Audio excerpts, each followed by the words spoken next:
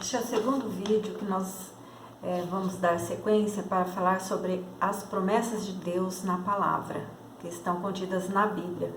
Promessas para mim, promessas para a igreja, promessas para Israel.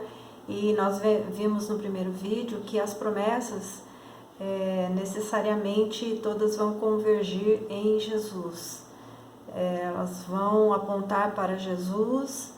Elas são feitas às vezes para o povo, para a nação, né, de Israel, mas elas vão se realizar, concretizar em Jesus.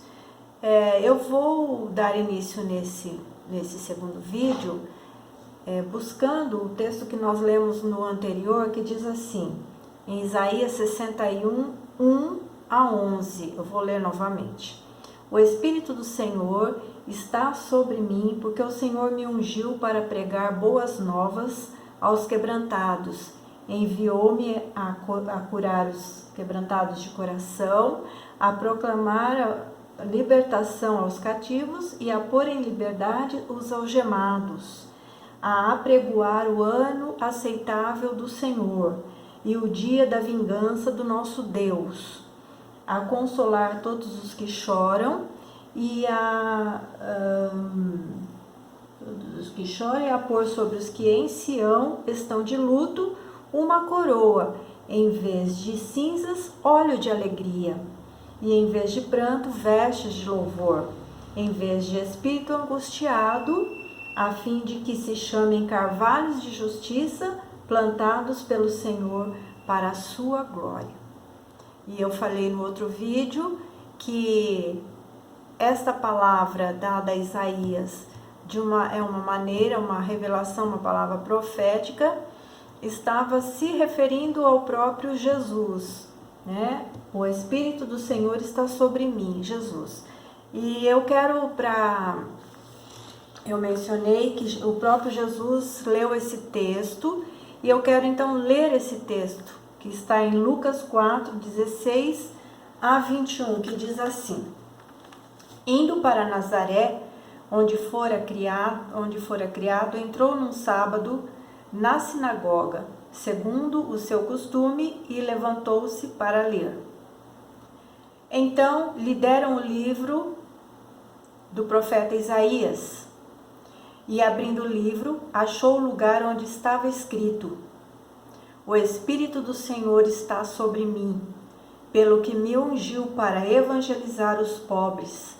Enviou-me para proclamar libertação aos cativos e restauração da vista aos cegos, para pôr em liberdade os oprimidos e apregoar o ano aceitável do Senhor. Tendo fechado o livro, devolveu ao assistente e assentou-se, e todos na sinagoga tinham os olhos fitos nele. Então passou Jesus a dizer-lhes: Hoje se cumpriu a escritura que acabais de ouvir. Então nós vemos que uma palavra que foi dada para o profeta Isaías estava se referindo a Jesus. E o próprio Jesus, quando esteve na cidade de Nazaré, que era a sua cidade que ele foi criado, ele então na sinagoga ele leu esta passagem. E ele mesmo disse: hoje esta passagem está se cumprindo. Então, só para ressaltar que muitas promessas que foram dadas para os profetas, para os pais, elas convergem ou vão convergir de alguma maneira em Jesus. E eu gostaria nesse vídeo, para encerrar a respeito das promessas, encerrar não, porque nós ainda vamos falar um pouquinho sobre as regras de interpretação, alguma coisa. Eu gostaria de falar então sobre as promessas feitas para a igreja. E eu falei no outro vídeo que as promessas feitas para a igreja são espirituais. Eu sei que muitas pessoas esperam coisas de Deus, coisas materiais, esperam promessas.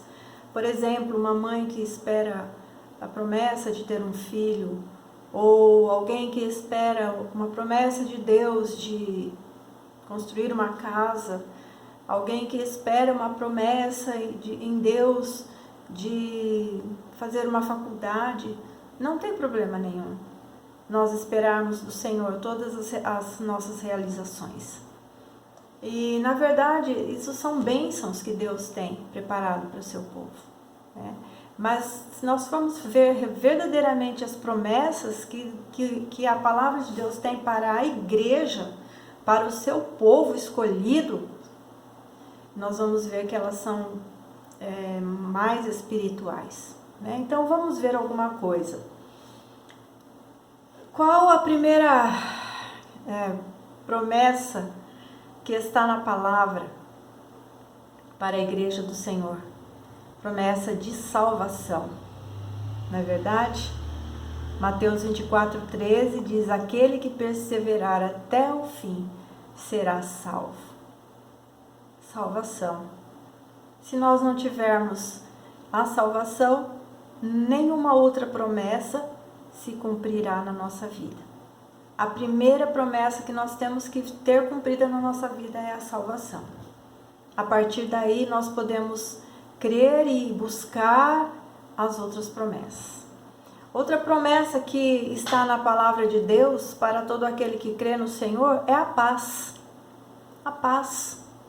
O mundo almeja tanto paz, falam de paz, tentam promover a paz, mas o cristão ele tem a garantia da paz.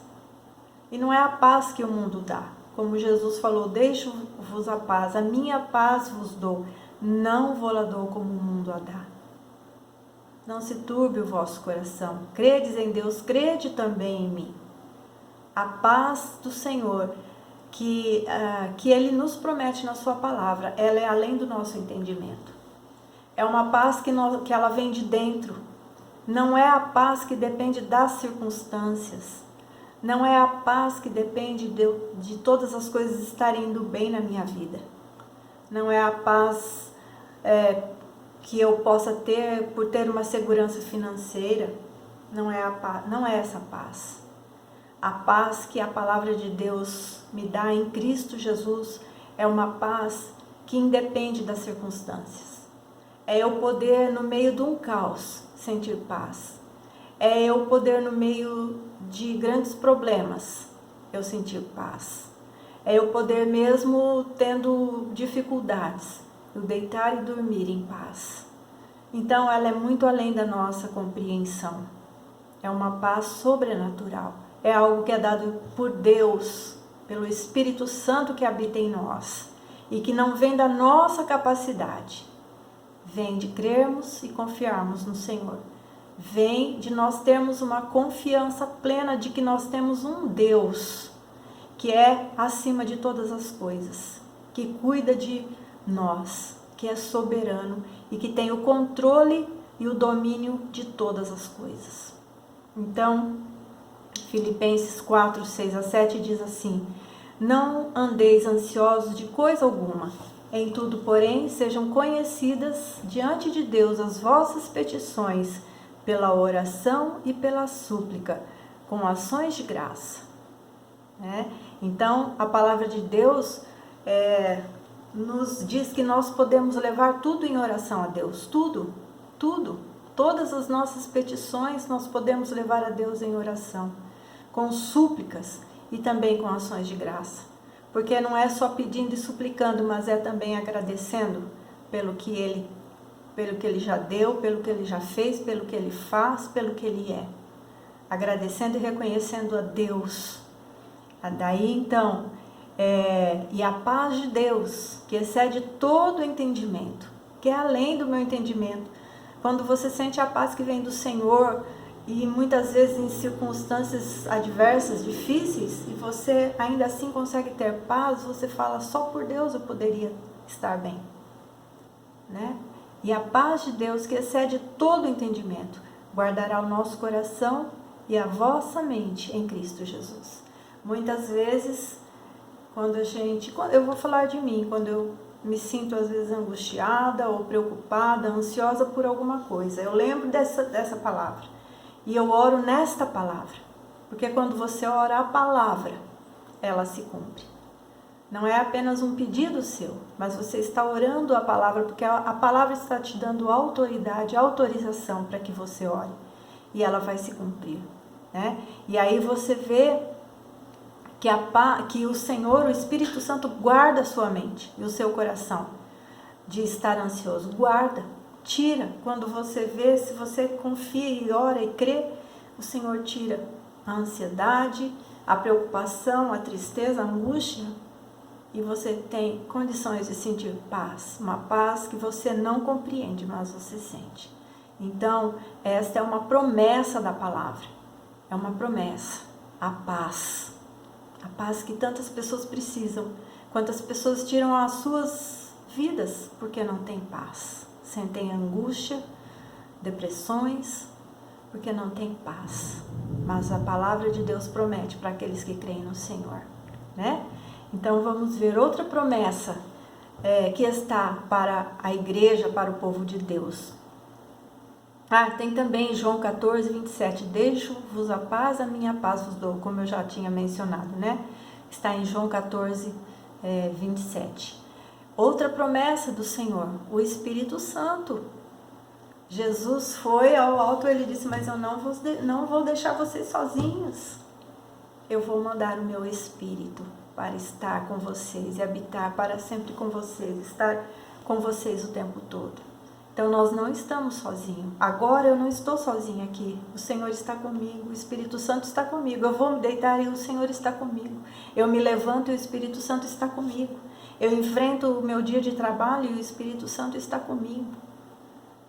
Eu tenho cansaço, eu oro e Deus me dá conforto, porque o Espírito Santo está comigo. Eu tenho necessidades, eu oro e o Espírito intercede por mim, porque o Espírito Santo habita em mim e está comigo, né? Então, recebereis poder ao descer sobre vós o Espírito Santo. E o Espírito Santo, ele veio sobre nós para nos dar poder, para nos dar autoridade, em primeiro lugar, para nós pregarmos a salvação, para sermos testemunhas do Senhor. É a principal natureza do Espírito Santo, nos dá poder e autoridade para testemunharmos sobre a salvação em Cristo Jesus. E aí o Espírito Santo habitando em nós vamos ter todos os benefícios da sua presença, da presença de Deus, de Cristo, através do seu Espírito em nossas vidas. O Espírito Santo é poder. E nós não temos a noção do que é ter esse poder. Nós não temos a noção. Porque nós somos limitados. Nosso corpo é limitado, nós somos humanos. Mas esse Espírito é poder. Outra promessa que está na palavra para a igreja, promessa espiritual, a vitória sobre o maligno, né? Lá em 1 João 2,13, né, ele falando para várias pessoas, ele fala assim, jovens, vocês são fortes, vocês tendes vencido o maligno, vocês são fortes, ninguém pode dizer eu sou fraco. Não, se você tem Deus, se você tem a palavra, se você tem o Espírito Santo, você confia e crê no Senhor, você é forte. E a palavra diz, o que é fraco, diga eu sou forte. Não diga que você é fraco, diga que você é forte, porque o Senhor é sobre a sua vida. Não negue a presença de Deus e do Espírito Santo na sua vida. Se você negar, como você pode ter o Espírito de Deus e dizer que você é fraco? Às vezes nós sentimos fraqueza, sentimos sim, fraqueza, cansaço, mas nós temos que buscar a força que Ele tem para nos dar e nos renovar, porque Ele faz isso a cada manhã, a cada dia. Tiago 4,7 diz assim, resisti ao diabo e ele fugirá de vós. Mas antes ele fala, sujeitai-vos, pois, a Deus. Resisti ao diabo e ele fugirá de vós. Aqui é uma promessa de que se você se sujeitar ao Senhor e você resistir ao diabo, ele vai embora. Ele vai embora, ele vai te deixar. Então use esta promessa na sua vida muito além do que ficar esperando coisas materiais. Use essas promessas para vencer o mal. Romanos 16:20 diz assim: e o Deus de paz esmagará em breve Satanás debaixo dos vossos pés. A graça de nosso Senhor Jesus Cristo seja convosco. Amém? Hoje nós temos a vitória sobre o mal, porque o Senhor nos colocou, a Bíblia fala que Ele nos colocou acima, em Cristo Jesus, né? Nos colocou em Cristo Jesus, acima de todo principado e potestade, poder e domínio que estão nas regiões celestes, né? Os poderes, as potestades do mal que pelejam contra nós. Mas Ele nos colocou assentados em Cristo Jesus, nas regiões celestiais, acima de todo principado, potestade e poder.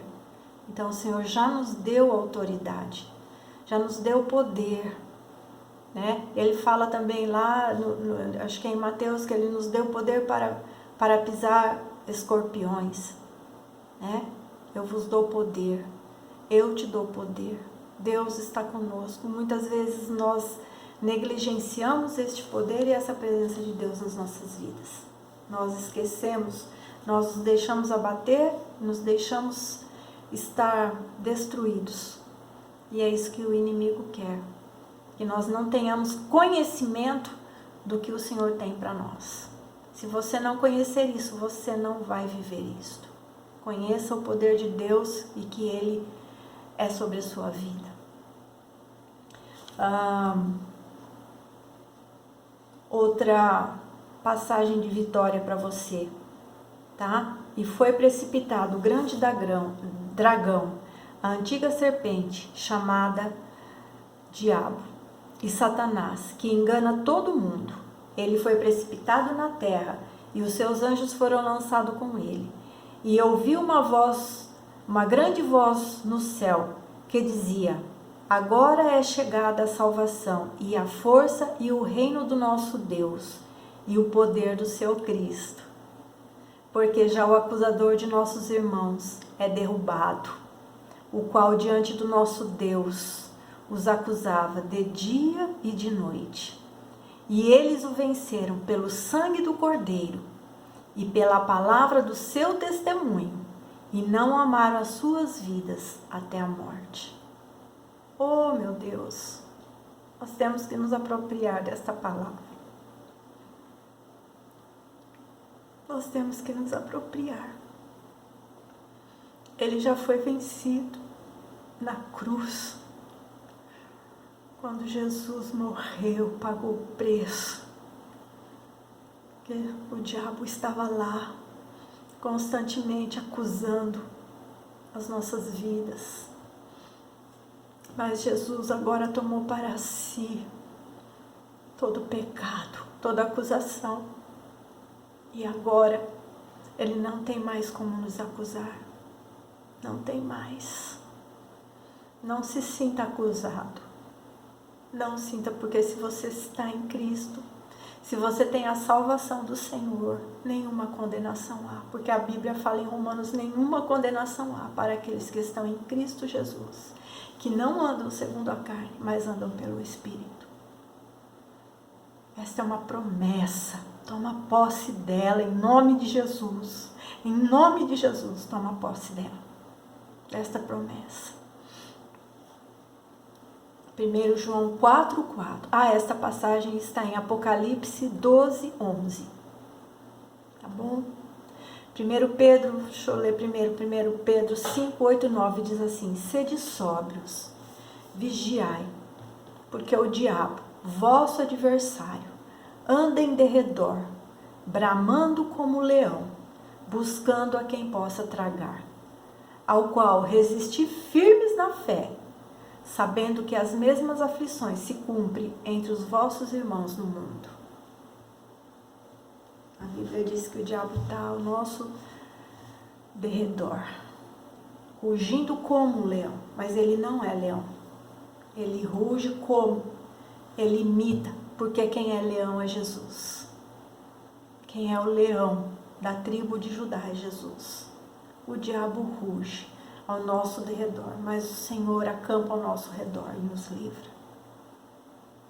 Toma posse desta palavra, resistir firme na fé. Clama ao Senhor quando você se sentir fraca ou fraco na fé.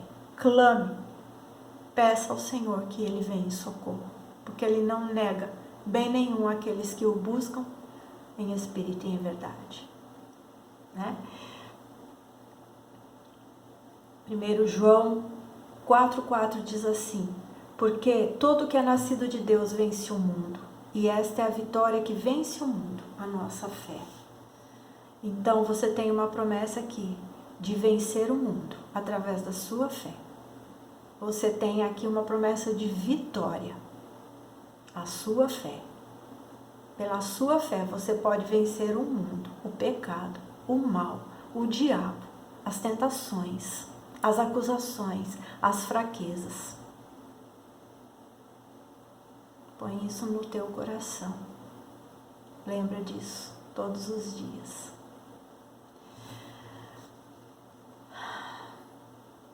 Quem comete o pecado é do diabo, porque o diabo peca desde o princípio. Para isto o Filho de Deus se manifestou, para desfazer as obras do diabo. 1 João 3,8.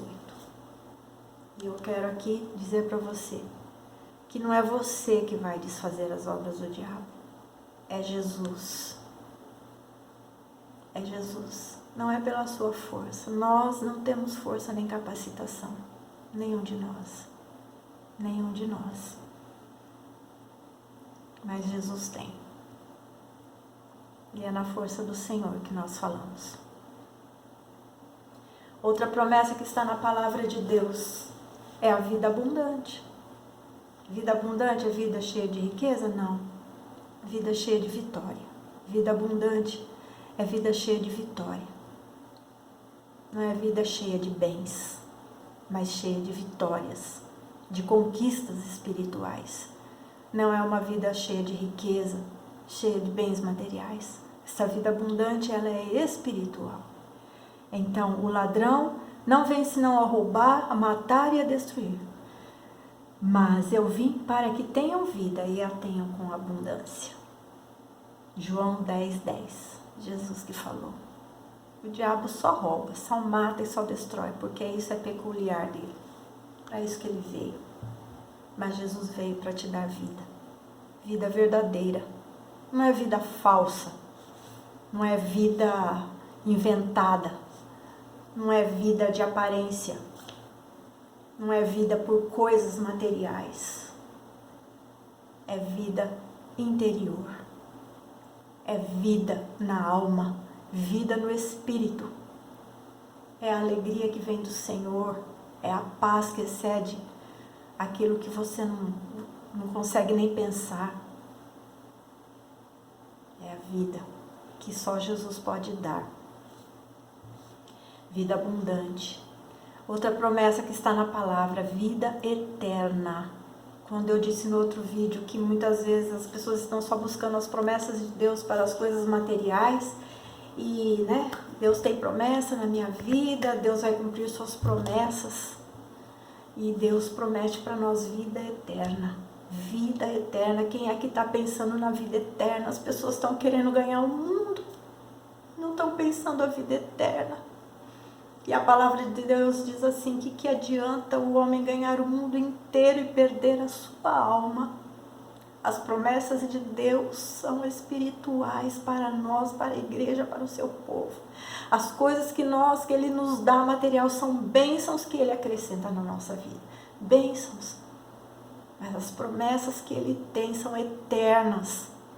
São para a eternidade. Para vivermos não só aqui, mas na eternidade, para sempre e sempre. E lá em João 3,16, porque Deus amou o mundo de tal maneira que deu o seu Filho unigênito, para que todo aquele que nele crê não pereça, mas tenha a vida eterna.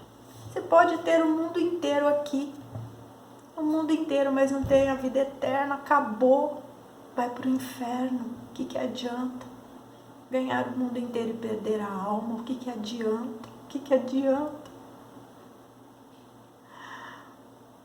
Nós temos que pensar na vida eterna. E nossa vida não é limitada nesse tempo aqui. Esse tempo aqui é curto, é passageiro, é pouco. O que Deus tem reservado para nós, a palavra de Deus diz, nem olhos viram, nem ouvidos ouviram, e nem jamais penetrou no coração humano o que Deus tem preparado para aqueles que o amam. Nossa imaginação, por mais fértil, criativa que seja, não tem como imaginar as coisas que Deus tem preparado. Deus está lá preparando. Jesus, quando ele falou, eu vou subir ao Pai, vou preparar-vos um lugar. Jesus foi na frente para nos preparar um lugar, para estarmos com Ele, eternamente, a vida eterna. Em João 5:24 diz, em verdade vos digo, quem ouve a minha palavra e crê naquele que me enviou, tem a vida eterna. Não entra em juízo, mas passou da morte para a vida. Quem te condenará? Quem te acusará? Você não tem mais condenação. Você não entra mais no juízo. Você já tem a garantia da vida eterna. Outra promessa maravilhosa, meus irmãos.